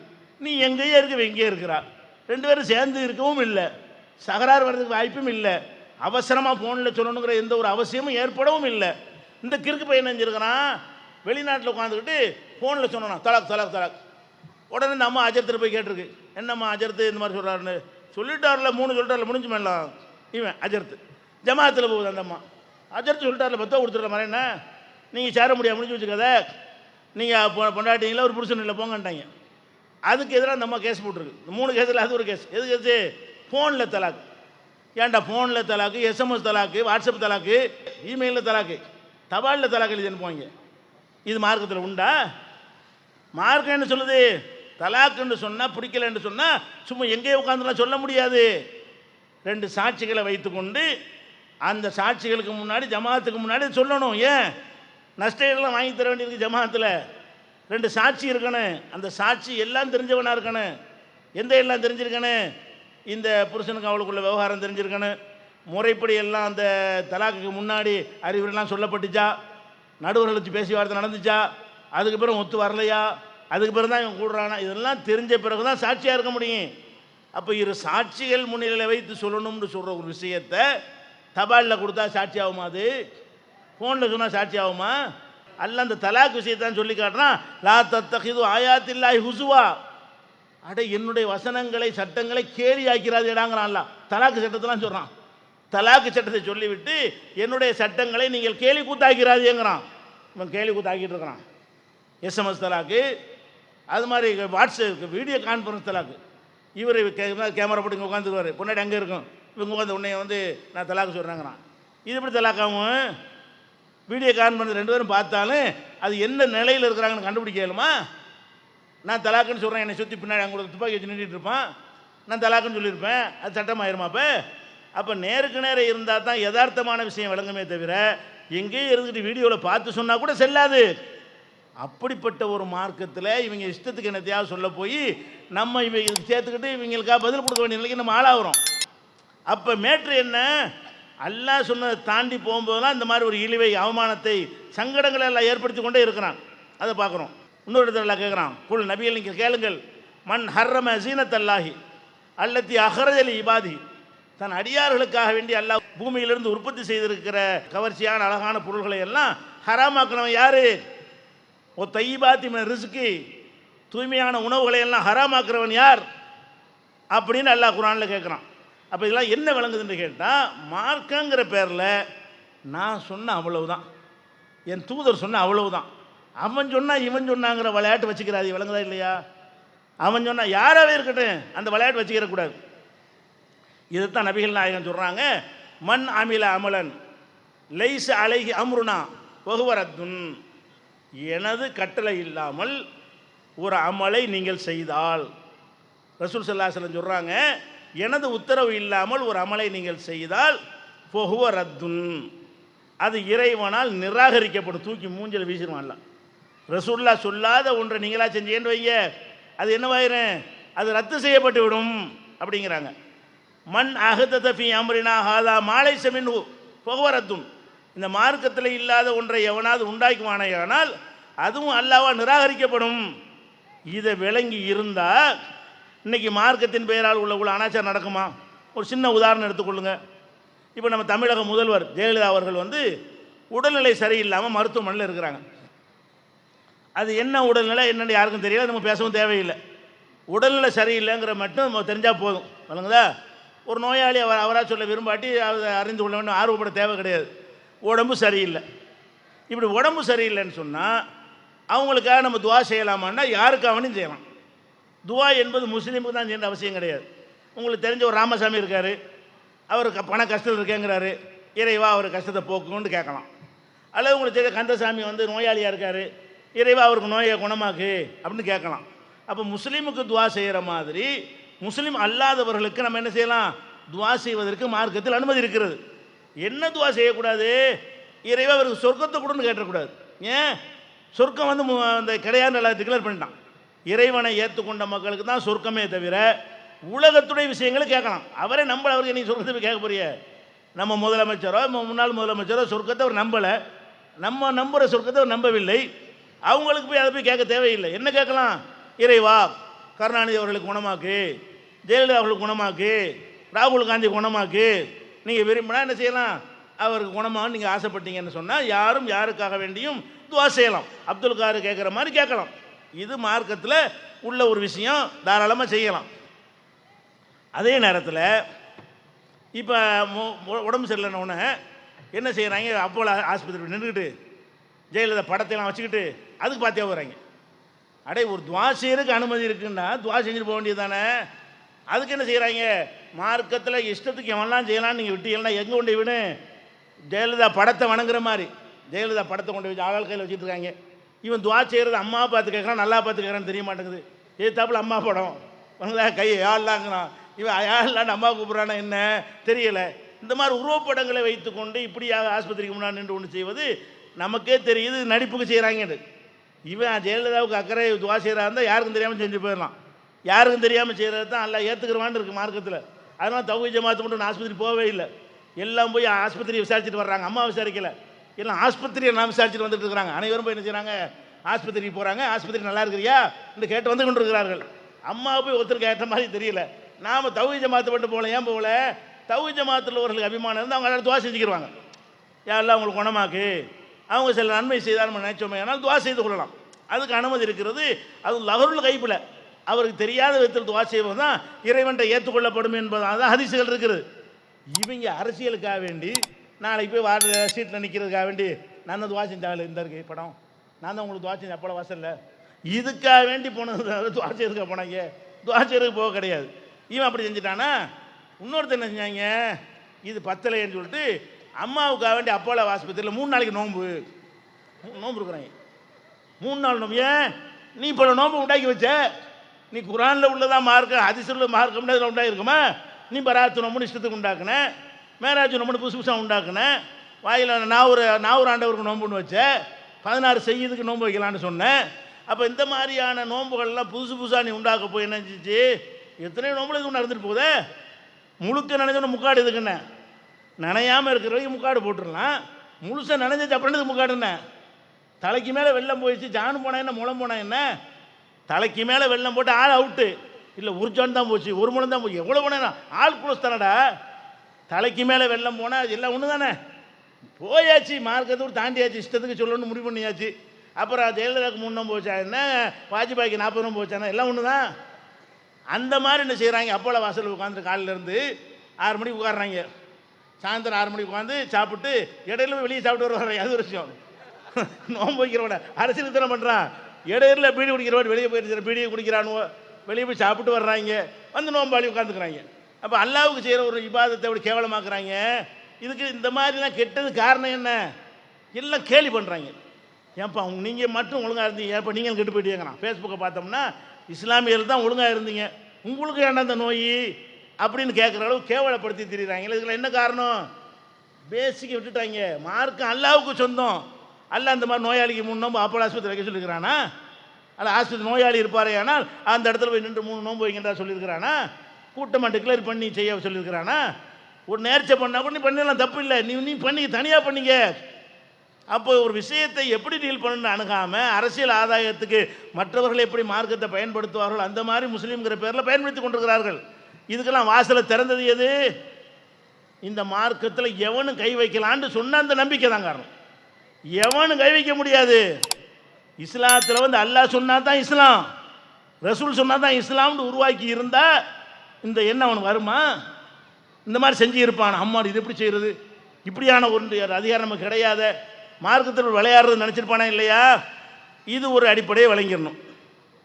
இதாச்சா. அடுத்து இன்னொரு விஷயம், இப்போ ரசூல் ஸல்லல்லாஹு இருக்காங்கல்ல, அவங்க அல்லாஹ்வுடைய தூதர்.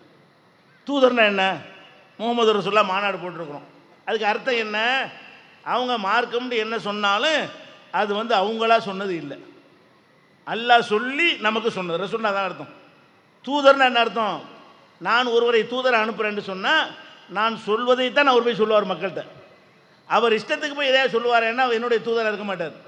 நான் ஒரு வேலைக்கு ஒரு ஆளை தூதர் அனுப்புகிறேன்னு வைங்களேன், அவர் என்ன செய்யணும், நான் சொல்கிற செய்தியை கொண்டு போய் அந்த இடத்துல சொல்லிட்டு வரணும். அப்போ முகமது நபி அல்லாஹ்வுடைய தூதராக என்ன அர்த்தம், அவங்க கையில் மடியில் போட்டலாம் சொல்லக்கூடாது.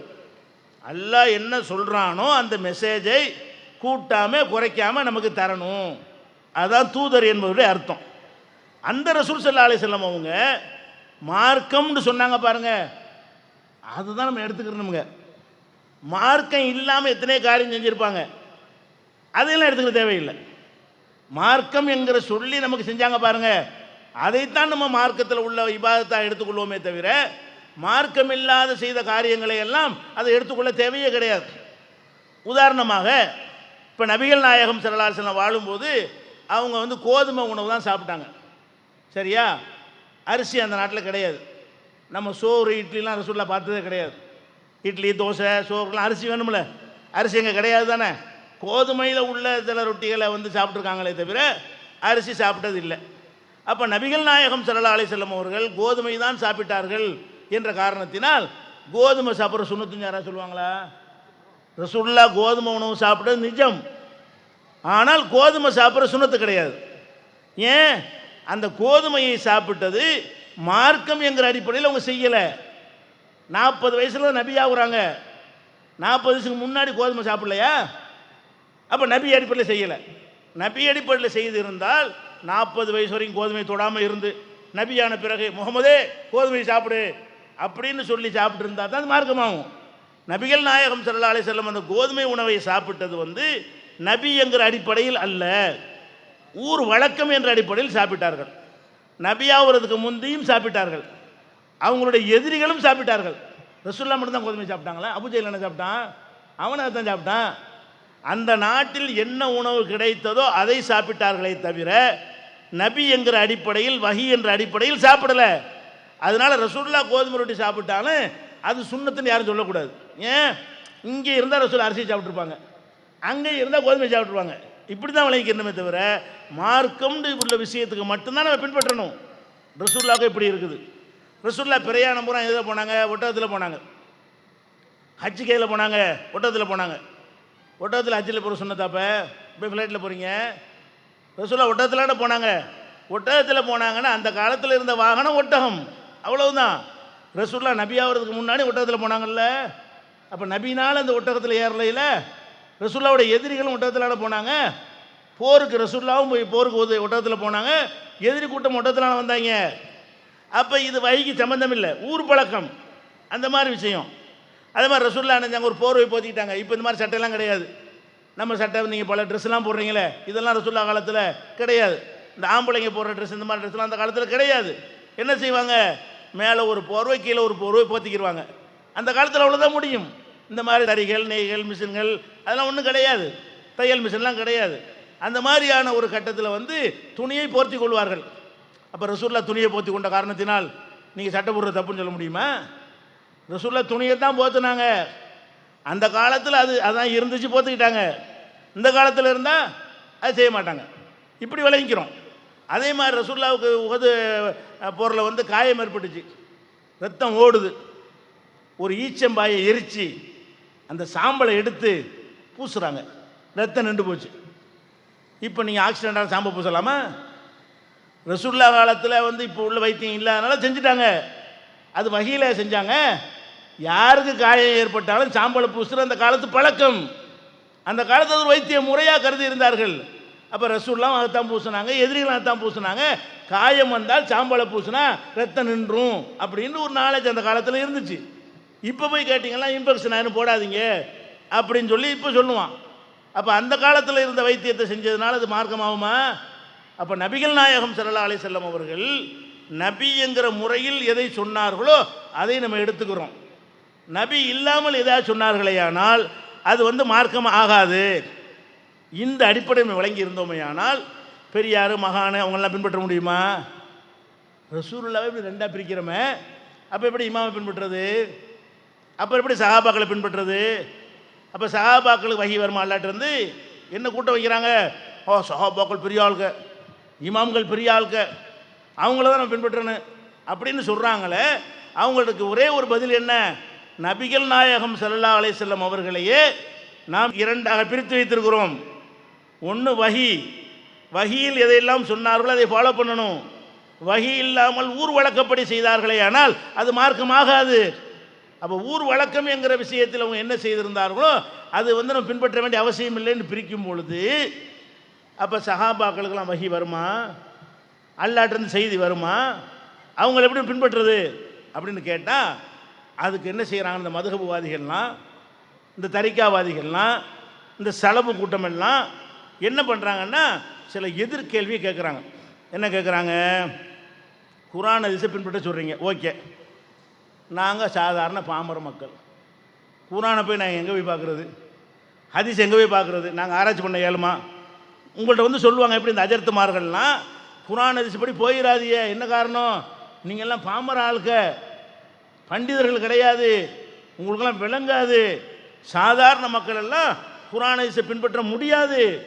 அதுக்காகத்தான் இமாம்கள் வகுத்து ஆய்வு பண்ணி நமக்கு அது சரியானதை புரிந்து நமக்கு எளிமையாக்கி தந்திருக்கிறார்கள். குர்ஆன் ஹதீஸ்ங்கிறது கோதுமை மாவு மாதிரியாம். இமாம்கள் தான் அதை அரைச்சி திருவி எல்லாம் தூசியெல்லாம் எடுத்துவிட்டு ரொட்டியை தட்டி உங்களுக்கு தர்றாங்களாம். அப்போ நீ போய் ரொட்டி சுட தெரியாத ஆள் போய்கிட்டு கோதுமையை தின்ற சரியாக வருமா? குர்ஆன் ஹதீஸ் தான் பேசிக்கு, அது கோதுமை. ஆனால் கோதுமையை எல்லாரும் போய் திங்க முடியுமா? சமைக்க தெரியணும். அதெல்லாம் சமைச்சு இமாம்கள் என்ன செய்கிறாங்க? உங்களுக்கு அழகாக சலிச்சு கழிச்சுட்டு ரொட்டி அவங்கள்ட்ட கொண்டா தந்துருக்குறாங்க. அதனால தான் குர்ஆன் ஹதீஸ்லாம் வேணாம், நமக்கு இமாம்களை பின்பற்றுவோம் அப்படிங்கிறாங்க. இப்போ நம்ம என்ன கேட்குறோம்னா, எல்லாரும் ஆய்வு செய்ய இயலாதுங்கிறான்ல, ஒருத்தருங்க ஆய்வு செய்ய முடியாதான். சரி, ஆய்வு செய்ய முடியாதுங்கிறீங்கள, ஆய்வு செய்ய முடியலைன்னு சொன்னால் இப்போ 4 மதுஹப் இருக்குங்கிறாங்க. ஷாஃபி, ஹனபி, மாலிக், ஹம்பலி 4 இருக்குங்கிறான். 4இல் ஒன்றை பின்பற்ற வேணும்னு சொல்கிறான். இந்த 4இல் ஒன்றை பின்பற்றணும் என்பதற்கு ஆய்வு செய்யணுமா இல்லையா? 4இல் ஒன்றை மக்கள்கிட்ட வந்து என்ன சொல்கிறான்னா 4ல் ஏதாவது பின்பற்றுங்கிறான். அப்போ என்ன செய்ய வேண்டியிருக்கு? இது சரியா, அது சரியா, ஹம்பலி சரியா, மாலிக்கு சரியான்னு ஆய்வு பண்ணால் தானே ஒன்று தேர்ந்தெடுக்க முடியும். ஆய்வு செய்ய 7 மாண்டு கேட்குறான். 7 மாண்டு கேட்டுவிட்டு 4ல் ஒன்று பின்பற்றுங்கிறான். ஒன்றை பின்பற்ற நீ சொன்னால் அந்த வாதம் சரியாக நிற்கும். நீனே என்ன சொல்கிறேன்னு கேட்டால் 4இல் ஒன்றை பின்பற்றணுங்கிற. 4இல் ஒன்றை பின்பற்றணும் என்று சொன்னால் நாளை எடை போடணுமா இல்லையா? அவனே ஒத்துக்கிறான், மக்களுக்கு ஆய்வு செய்ய முடியும். ஷாஃபி, ஹனவி, மாலிக், ஹம்பலி எல்லாம் பார்த்து விட்டு எனக்கு ஷாஃபி தான் சரி, எனக்கு ஹம்பலி தான் சரி, எனக்கு மாலிக் தான் சரி என்று மதுபோல ஆய்வு செய்து ஒரு மதுஹபை தேர்ந்தெடுக்க முடியுமா? ஏண்டா அது முடியும்டா, ஏன்டா ஹதீஸ முடியாது? 4 மதுஹபில் ஒன்றை பின்பற்ற முடியும்னு சொன்னால் ஏன் ஹதீஸில் பார்த்து ஆயத்துக்களை பார்த்து ஏன் முடிவுக்கு வர முடியாது? பொய் சொல்கிறாங்க. அது போக இப்போ எடுத்துக்கிறங்களேன், பரேலவின்ட்டு ஒருத்தன் இருக்கிறான், தேவபந்தின்னு இருக்கிறான். ஒருத்தன் பரேலவி கட்சியில் இருக்கிறான், ஒருத்தன் தேவபந்தி கட்சியில் இருக்கிறான். இது எப்படி இருக்கிற?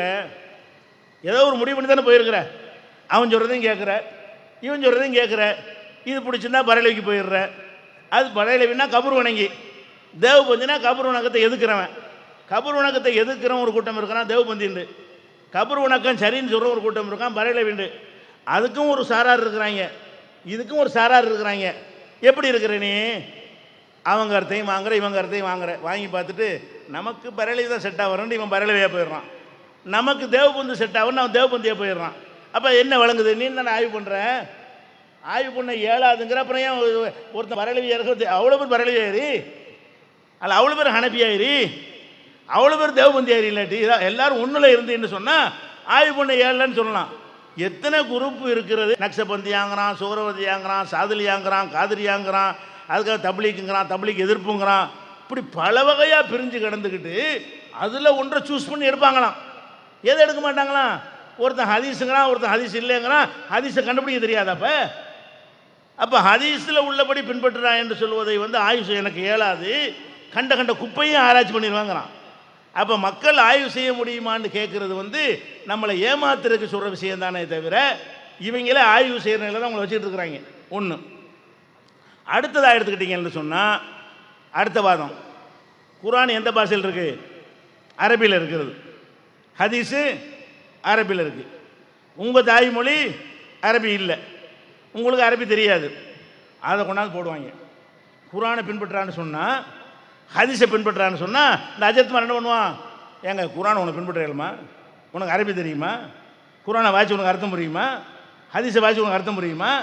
அப்போ அரபியில் குர்ஆன் ஹதீஸ் இருக்கும் பொழுது அரபி தெரியாதவன் எப்படி அதை பின்பற்றுவது? அதுக்கு தான் இமாம்கள் அப்படிங்கிறான். குர்ஆன் ஹதீஸ் அரபியில் இருக்குதான், அதனால் பின்பற்ற முடியலையாம், அதனால் இமாம்களை பின்பற்றுவாங்களாம் அப்படிங்கிறிய. சரி, ஒத்துக்குருவோம். இமாம்களை பின்பற்றன்னு சொல்கிறீங்கள, நீ சொல்கிற 4 இமாமும் தமிழில் புத்தகம் எழுதுனாங்க. இவன் சொல்கிறது அந்த சாபி இமாமுங்கிறானே, அவர் புஸ்தகம்லாம் எந்த பாஷையில் இருக்குது? அரபியில் தான் இருக்குது. அபு ஹனீஃபா இமாமுங்கிறான், அவருடைய மதுஹபுடைய கிதாபெலாம் எதில் இருக்குது? அரபியில் இருக்குது. மாலிகி மதுஹபு கிதாபெலாம் அரபியில் தான் இருக்குது. ஹம்பலி கிதாபெலாம் அரபியில் தான் இருக்குது. அப்போ மதுஹபும் அரபியில் தானே இருக்குது. அப்போ அதை பின்பற்ற சொல்கிற? அப்போ நீ என்ன சொல்லணும்? தமிழ்நாட்டுக்கு ஒரு இமாம் வரும்போது நாங்கள் பின்பற்றிக்கிடுவோம் அப்படிலாம் சொல்லணும். தமிழ்நாட்டில் ஒரு இமாம் பிறந்து தமிழில் எல்லாத்தையும் சொல்லும்போது பின்பற்றுவோமே தவிர குர்ஆனும் அரபியில் இருக்குது நாங்கள் பின்பற்ற மாட்டோம், ஹதீஸ் அரபியில் இருக்குது பின்பற்ற மாட்டோம், 4 மதுஹபும் அரபியில் இருக்குது பின்பற்ற மாட்டோம் சொல்லு பார்ப்போம். இப்போ அப்போ அரபியில் இருக்குதான் பஞ்சாயத்து பிரச்சனை என்று சொன்னால் எல்லாம் தானே அரபியில் இருக்குது. அப்போ மதுஹபில் உள்ள அரபியை மொழிபெயர்த்து நீங்கள் சொன்னால் விளங்கும் என்றால் குர்ஆனை மொழிபெயர்த்து சொன்னால் விளங்காதா? ஹதீஸை மொழிபெயர்த்து சொன்னால் விளங்காதா? உங்களுக்கு கோர்ட்லேருந்து ஒரு சம்மன் வருது, கோர்ட்டுக்கு ஆஜராகுண்டு, அல்ல அரபு நாட்டுக்கு ஒரு விசா வருது. அரபு நாட்டு விசா எந்த பாஷையில் வரும்? அரபி பாஷையில் வரும்.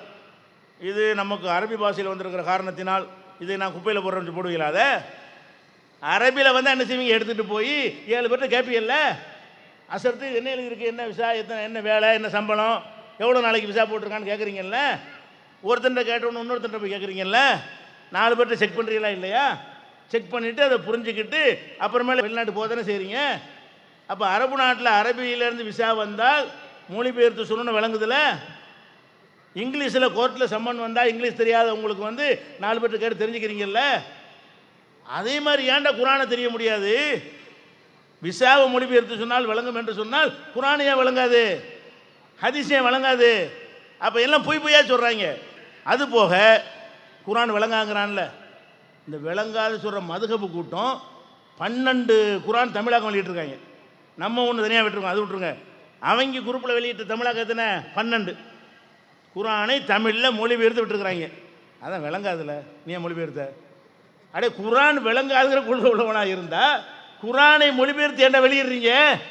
அது வெளியிட விளங்காது, நாங்கள் அரபியில் வச்சு ஓதிக்கிட்டே இருக்கீங்க, நாங்கள் சொல்கிற கேளுங்க. அப்போ வியாபாரம் பண்ணுறதுக்கு விளங்குமா? அப்போ குரானை பிரிண்ட் எடுத்து விற்று வியாபாரம் பண்ணுறதுக்கு மட்டும் மக்களுக்கு விளங்கும். எத்தனை புஸ்தகம் போட்டிருக்கிற அரபியிலேருந்து தமிழாக்கி, அது மட்டும் விளங்குமோ? அப்போ அரபியில் இருக்கிறதான் காரணம் என்று சொல்வதெல்லாம் மக்களை ஏமாத்துறதுக்காக வேண்டி, திசை திருப்புறதுக்காக வேண்டி, வழி கெடுக்கிறதுக்காக வேண்டி ஷைத்தானுடைய மாய விலை என்பது செய்யணும், விளங்கி கொள்ள வேண்டும். அடுத்து என்ன செய்வாங்கன்னு கேட்டால், இந்தாங்க குரான் ஹதீஸையெல்லாம் சஹாபாக்கள் மாதிரி விளங்க, அவங்களுக்கு விளங்கும். ஓகே, நம்மெல்லாம் எவ்வளோ பிந்தி இருக்கிறோம், அந்த காலத்தில் மக்களுடைய அறிவு நமக்கு இருக்குமா? அவங்களுடைய தக்வா நமக்கு இருக்குதா? அவங்களுடைய இஹ்லாஸ் நமக்கு இருக்குதா? அவங்களுடைய ஆராய்ச்சி நமக்கு இருக்குதா? அதனால குரான் ஹதீஸெல்லாம் விளங்குறதா இருந்தால் அந்த காலத்து மக்களுக்கு தான் விளங்க முடியுமே தவிர இந்த காலத்து மக்களுக்கெல்லாம் விளங்க இயலாதுன்னு அடுத்த பால்ட்டி எல்லாமே நம்மளை வந்து தாழ்வு மனப்பான்மை ஆக்கி, உனக்கு மார்க்கத்துக்கு சம்மந்தம் இல்லைன்னு ஆக்கி, அப்படி தூரமாக்கி விட்டா தான் இஷ்டத்துக்கு உளரலாம். எதுக்கு இதெல்லாம் பண்ணுறான்?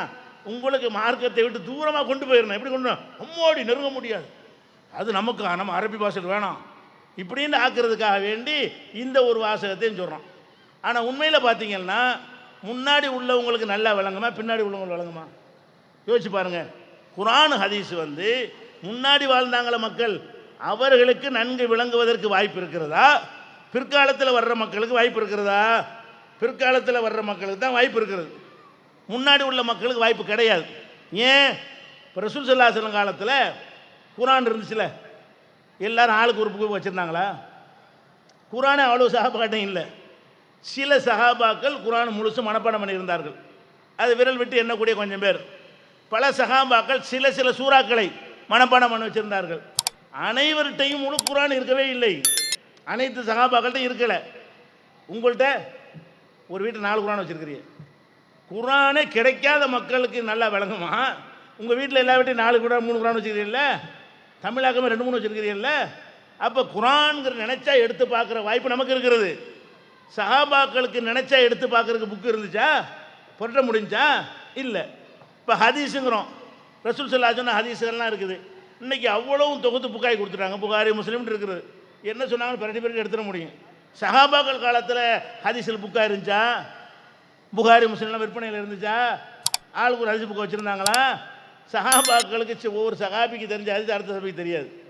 அப்போ ரசூலுல்லாஹ் சொல்லும்போது எந்த சஹாபி இருந்தால்